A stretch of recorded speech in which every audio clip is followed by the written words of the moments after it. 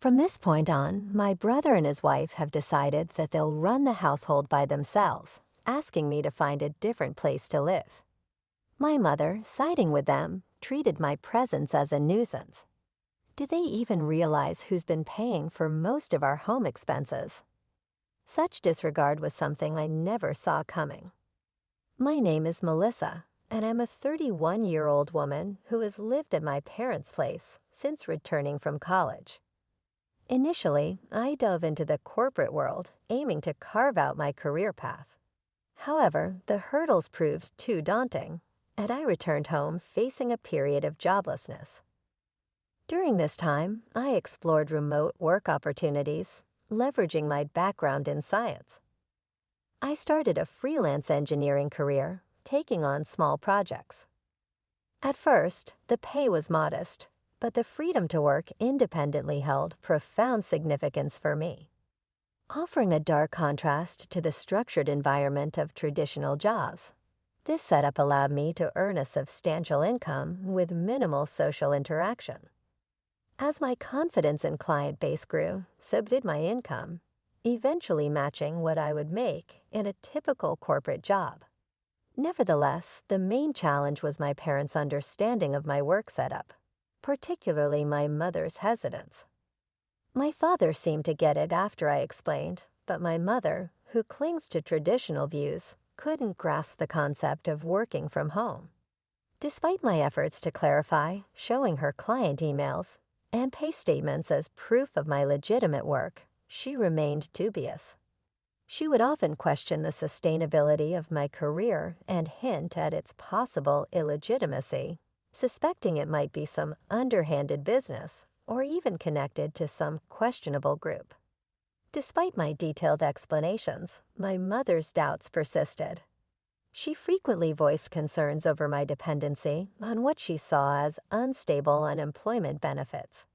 While I had thought about moving out and living independently, my savings weren't quite ready to handle such a transition. During this period, my father's health began to decline, with worsening conditions in his legs and back requiring nursing care and leading to his early retirement. He assured me his pension would be enough, but knowing my mother's spending habits, I knew challenges lay ahead. As I watched my father's face, the lines of worry and fatigue were evident, mirroring his anxiety about our uncertain future. Throughout my college years and my subsequent return home due to mental health challenges, he had been my unwavering support. The thought of leaving him to fend for himself while I pursued an independent life weighed heavily on my heart. My mother, too, was visibly shaken by the abrupt decline in his health, struggling to grasp the sudden change.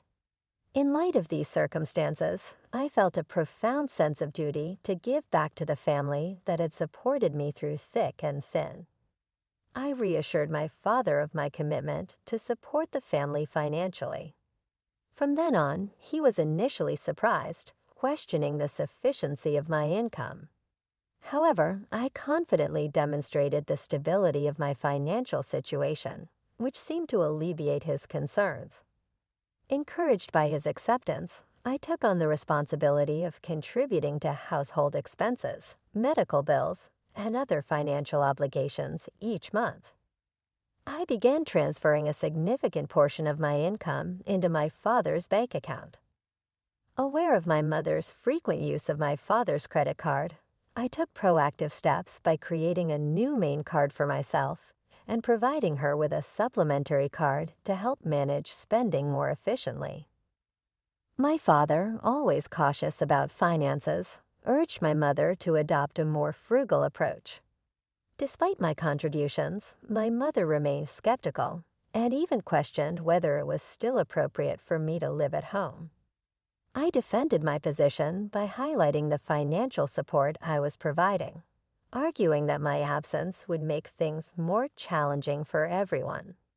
Although she was initially unconvinced and suspicious of my motives, my father's steady persuasion eventually swayed her to allow me to stay. As I continued balancing my work and household responsibilities, I noticed my mother increasingly taking my efforts for granted. Her expectations for household chores grew stricter, often chiding me to complete tasks faster. "Can't you finish your chores quicker?" she would complain. I tried to explain the challenges of multitasking while maintaining a full workload, but she dismissed my concerns. The strain in our relationship grew, becoming seemingly irreparable. In stark contrast to my father's understanding and appreciation of my efforts, despite this strained dynamic, we persevered in this manner for a year. However, after that year, my father's health deteriorated further, necessitating his hospitalization. I visited him daily, maintaining our bond and support through this tough time. In those moments of shared concern and reassurance, my father expressed his gratitude, fully recognizing the tension between my mother and me as he faced his health challenges. Despite the emotional toll it sometimes took on me, I stayed committed to supporting my family, drawing strength from memories of my mother's dedication during my student years. However, the dynamic within our household took a sharp turn with the unexpected arrival of my brother, Matthew, and his wife, Catherine. They announced they would be living with us to supposedly lighten my load. This news caught me off guard, and I noticed my mother avoiding my gaze during the discussion. Although Matthew and Catherine claimed they were here to help, their words seemed to carry an unspoken implication that I wasn't doing enough. My mother subtly hinted at my need to contribute more, thanking them. Despite my surprise, I learned that Matthew, a graduate of a prestigious college, had secured a position at a well-respected company. This revelation made me question the real reasons behind their sudden move into our home. Surely, with Matthew's substantial salary, they could manage without relying on my financial support, especially since I was already fully engaged in my career pursuits. Adapting to life with Matthew and Catherine at home proved more challenging than expected. One morning, as I was deep in my work, Catherine's voice pierced through. "Wake up, Melissa. Make breakfast." She banged on my door, demanding attention. As a morning person already up and focused on my tasks, I explained that I was already working. Despite this, they insisted I prepare breakfast, pressing me to hurry along with it. The added demands of accommodating my brother and his wife added another layer of complexity to our already tense household dynamics. Catherine demanded I get breakfast ready, her tone leaving little room for protest. Reluctantly, I dragged myself to the kitchen. Our family usually enjoyed a leisurely pace in the morning, savoring meals when everyone, including my mother and Catherine, was around. I had always thought it was common for a wife to prepare breakfast for her husband, but Catherine insisted on a collaborative effort, and so I joined them. Despite my best efforts, their dissatisfaction was immediately apparent. "Is this what you prepared for breakfast?" "This isn't enough," they critiqued. I had meticulously arranged a breakfast plate with soft scrambled eggs, a crisp lettuce salad, freshly buttered toast, and a succulent sausage. Thinking it would be appreciated, yet it seemed I had somehow missed the mark. "You don't have to eat it," I retorted, surprised by their blunt criticism. Their shock was palpable, and quickly their surprise turned to confrontation. They questioned my attitude and demanded to know who I thought I was. My brother, often condescending and perhaps influenced by our mother, mocked me despite my attempts to explain my work commitments. They dismissed them outright. "What kind of work is that?" "Are you crazy?" they exclaimed. Frustrated by their lack of understanding and the disruption to my work, I grabbed my laptop, ignored their further protests, and left the house. As I walked away, my brother's voice followed me, demanding to know where I was going.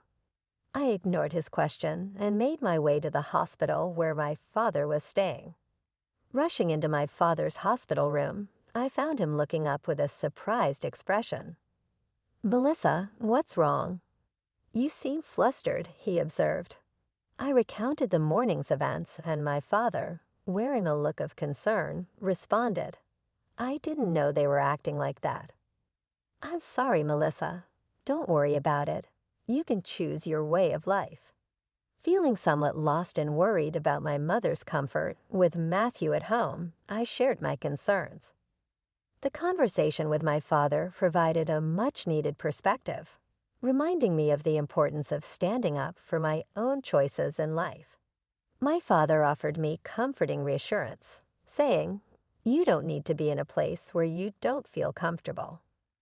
All I want is for you to live happily in the way you choose." Bolstered by his supportive words, I decided to leave home that evening. As I returned, I walked into a scene that felt straight out of a tense movie. The serious expressions on the faces of my mother, brother, and sister-in-law were unmistakable. My brother immediately accused me of shirking work responsibilities, claiming he had to take the day off because of my absence, a decision I internally questioned for its ease. Their voices grew louder, culminating in my brother's stern command, "Get out of here. From now on, the three of us will live together. If you don't want to stay, please leave. We don't need an overbearing presence like you." His words were a blow, and to my surprise, I could only muster a confused why. Ignoring my protest, my brother and his wife were adamant about my departure, declaring that I was no longer needed. With our father absent, my mother aligned with their sentiments and saw me as an obstruction. My frustration mounted as they downplayed my role in managing the family's finances, focusing solely on their concerns. Enraged by their insensitivity and unwillingness to let the situation deteriorate further under their control, I devised a plan. I secretly transferred the funds from the credit card my mother used daily to another account I managed. This move was designed to catch her off guard. When she found she could no longer use her card, I also initiated a transfer of money from my father's account, a critical support for the family's financial stability. To reinforce my position and ensure they understood the impact of my contributions, I made sure that only my father's medical expenses could be withdrawn from the separate account I had set up, a detail my mother was not aware of. This meant a significant financial burden would now shift to my brother and his wife. While I wasn't fully aware of the specifics of my brother's income, I was confident that he would now truly feel the financial strain. After completing all the necessary arrangements, I packed my belongings and announced my intention to leave, saying, "I'm leaving this place." To my surprise, my mother, brother, and sister-in-law, who had previously been relentless in their harassment, were visibly shocked by my decision. Their expressions of astonishment showed they hadn't anticipated such a decisive move from me. Yet despite their shock, there was a subtle hint of enjoyment in their reactions. As I declared my departure, they made belittling remarks and expressed their relief with biting comments like, "You're finally leaving. We've never dealt with such a troublesome person. You're not coming back, are you?" In response, I firmly stated, "Of course not. Don't contact me." They smiled as I walked out, but I couldn't help wondering how they would cope once the reality of my absence and the financial implications settled in. Embarking on a new life in a tranquil environment, I found solace in the freedom to enjoy my own space. Refreshed and focused, I immersed myself in my work. However, as I had anticipated, the peace was soon disrupted by an unexpected call from my brother. "I told you not to contact me. What's wrong?" I asked, my tone reflecting my annoyance. His voice carried a mix of surprise and urgency as he inquired about my involvement in the family's financial transactions. Confirming my role, I reminded him that I had explained my work responsibilities multiple times, but neither he nor our mother had taken them seriously. Expressing his confusion, he admitted, "Well, Mom said a lot of things, and I was a little confused." It was an acknowledgement that perhaps they had misjudged the situation and the fault wasn't mine after all. He explained that they were in a financial bind. With my absence, they found it challenging to manage expenses, and my mother's unchecked spending had only made things worse. Although I felt a twinge of sympathy, I firmly stated, I was able to support you in many ways because I was living there. Now that I'm not, you'll have to manage on your own. The situation took an unexpected turn when my brother urgently contacted me, asking for help to transfer money into his bank account. Baffled, I half-jokingly asked if he was serious, especially since he had been working at a sizable company. To my surprise, he admitted he had been fired due to a significant error at work. This revelation left me momentarily speechless. It seemed he might have moved back to our parents' home under the assumption that there was plenty of money to go around, possibly relying on the idea of a stable pension after our father's retirement.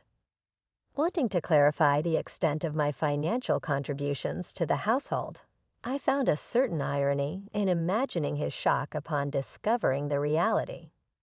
His wife and my mother also joined in pleading for financial help, claiming they were nearly out of savings. My mother even disclosed that my father had decided to stop contributing to the household finances. In response, I declared that I had supported them sufficiently and urged them to work hard and support themselves. I chose to cut off communication, emphasizing my decision to distance myself from their financial difficulties. Meanwhile, my father, aware of the tension in his relationship with my mother, consulted a lawyer and decided to pursue a quieter life elsewhere. I continued to visit my father daily, maintaining our close relationship. During one of these visits, a friend informed me about my brother's ongoing struggles, further highlighting the consequences of their lack of financial prudence. He had settled into a modest apartment, adopting a frugal lifestyle. Meanwhile, my mother, who had always been a homemaker, struggled to adapt to her new job, and my brother found it challenging to mesh with the opinions of his younger colleagues. Despite his wife's efforts to support him, she eventually found the pressure overwhelming and chose to leave, forcing my brother and mother to face their challenges on their own. Concerns lingered about my mother, who continued her old habits of overspending, leading to mounting debts. However, I recognized that there were limits to the assistance I could provide without compromising my stability. Focused on my endeavors, I worked diligently from my comfortable living space, gradually accumulating more resources and contemplating new ventures. I aimed to spend quality time with my father, who remained a source of cheer in my life. Each moment spent with him was cherished, appreciating the peace and happiness he now found away from the familial tensions.